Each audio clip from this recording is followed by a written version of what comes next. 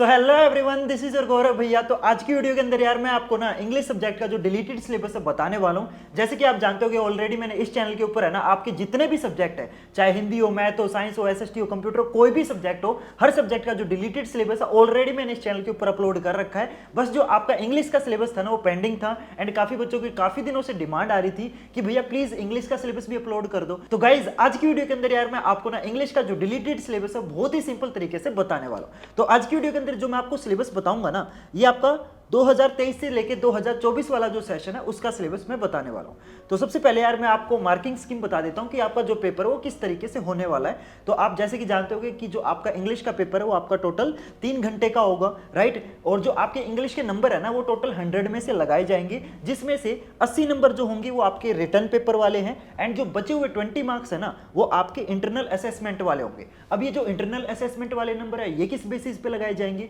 ये जो internal assessment वाले नंबर है ये 3 बेसिस पे लगाए जाते हैं। आपकी क्लास में परफॉर्मेंस कैसी है, आपकी क्लास के अंदर अटेंडेंस कैसी है और आपका क्लास के अंदर बिहेवियर कैसा है। तो इन 3 चीजों के बेसिस पे आपके जो नंबर है वो लगाए जाते हैं। और ये जो 20 नंबर ये लगाता कौन है? ये आपका जो इंग्लिश का सब्जेक्ट टीचर है ना, जो आपके स्कूल में आपको इंग्लिश पढ़ाता है वो लगाता है। तो कहने का मतलब ये है कि भाई जो आपके इंग्लिश के टीचर है ना उनको प्लीज थोड़ा सा इंप्रेस करके रखना, उनके साथ अपने रिलेशंस अच्छे रखना, ताकि वो जो आपके नंबर है 20 में से 20 लगा दे। ठीक है, तो ये जो 20 नंबर है ये आपके स्कूल टीचर के हाथ में होंगे एंड जो बचे हुए 80 नंबर है ये आपके हाथ में होंगे, क्योंकि आप अपने पेपर को लिखोगे ना, जो आपका फाइनल पेपर होगा वो तो 80 नंबर का होगा। तो ये नंबर आपके हाथ में और जो 20 नंबर है वो आपके स्कूल टीचर के हाथ में। तो 80 प्लस 20 हो गए 100। तो आपके जो इंग्लिश के नंबर है वो टोटल 100 में से लगाए जाएंगे। क्लियर? तो आपको मेरे ख्याल से मार्किंग स्कीम तो अच्छे से समझ आ गई होगी। ठीक है, इसके बाद मैं आपको बताता हूं कि आपके सिलेबस के अंदर से क्या क्या चीजें कट है, यानी कि कौन कौन सी ऐसी चीजें जो आपको बिल्कुल भी टच नहीं करनी, बिल्कुल भी नहीं पढ़नी है। तो जैसे कि आप जानते हो कि इंग्लिश के अंदर आपकी टोटल 2 बुक्स हैं।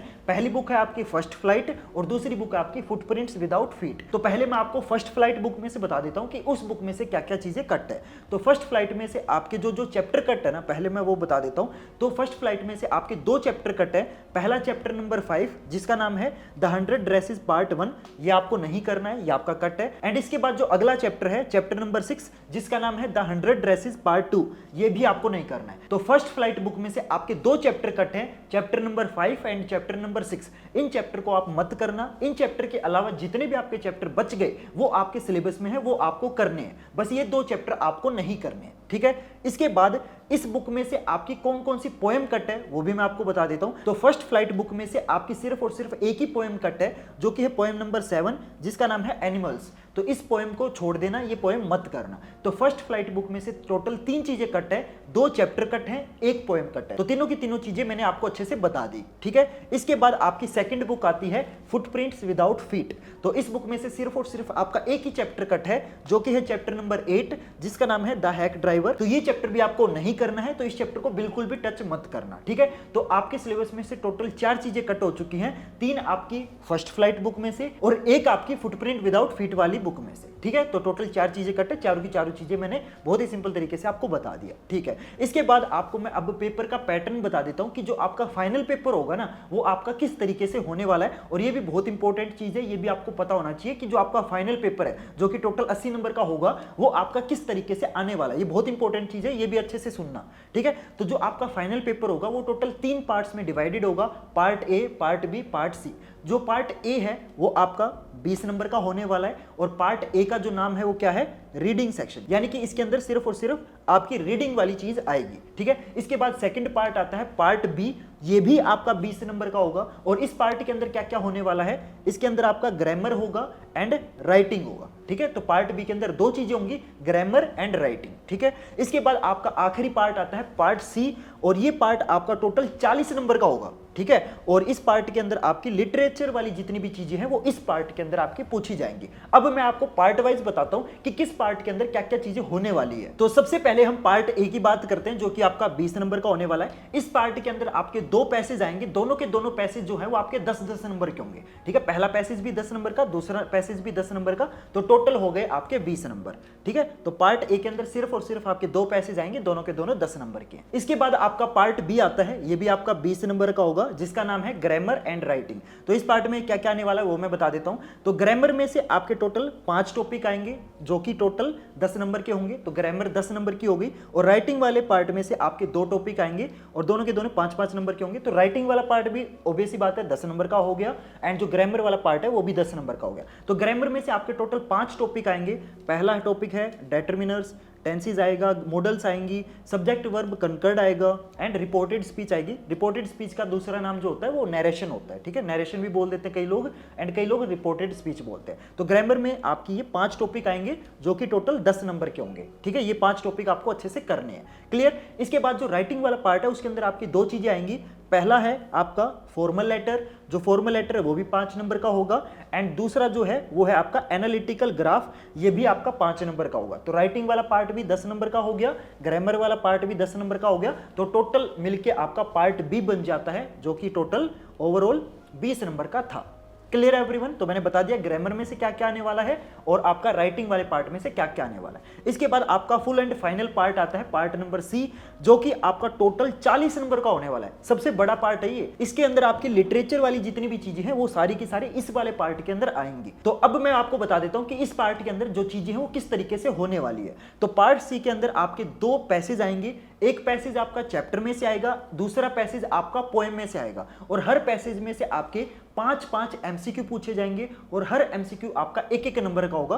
तो पैसेज 1 में से 5 एमसीक्यू यानी कि 5 नंबर के, और पैसेज नंबर 2 जो कि पोएम वाला है इसमें से भी आपके 5 एमसीक्यू आएंगे, वो भी 5 नंबर के होंगे। तो टोटल आपके जो पैसेज आएंगे वो टोटल 10 नंबर के होने वाले हैं, ठीक है। और सारे के सारे जो क्वेश्चन है वो एमसीक्यू टाइप में होंगे। और ये जो पैसेज है ना ये आपके उन चैप्टर या उन पोएम में से आएंगे जो आपके सिलेबस के अंदर है, ठीक है। ये अनसीन पैसेज नहीं होंगे। इसमें क्या होगा, इसमें आपके जो भी चैप्टर या जो भी पोएम है ना उनमें से एक छोटा सा कोई पार्ट उठा लेंगे और उस पार्ट से रिलेटेड 5-5 एमसीक्यू आपसे पूछे जाएंगे, क्लियर। इसके बाद आपके कुछ शॉर्ट क्वेश्चन भी आएंगे। वो शॉर्ट क्वेश्चन किस तरीके से होने वाले हैं वो मैं बता देता हूं। तो आपकी जो पहली बुक है फर्स्ट फ्लाइट, उसमें से आपके 5 शॉर्ट क्वेश्चन आपसे पूछे जाएंगे, जिनमें से सिर्फ आपको कोई भी 4 करने हैं। जो भी आपको अच्छे से आए ना उन 5 में से सिर्फ आपको 4 करने हैं, ठीक है। अब बहुत सारे बच्चे ये सोचेंगे कि भैया अगर हम 5 के 5 अटेम्प्ट कर दे तो क्या हमारे ज्यादा नंबर लगेंगे? नहीं, जो भी आप पहले 4 अटेम्प्ट करोगे सिर्फ आपके वही चेक किए जाएंगे, जो 5वां करोगे वो चेक नहीं होगा। इसलिए मैं आपको ये कहूंगा कि आप प्लीज अपना टाइम वेस्ट मत करना, ठीक है, क्योंकि चेक तो सिर्फ आपके 4 होंगे,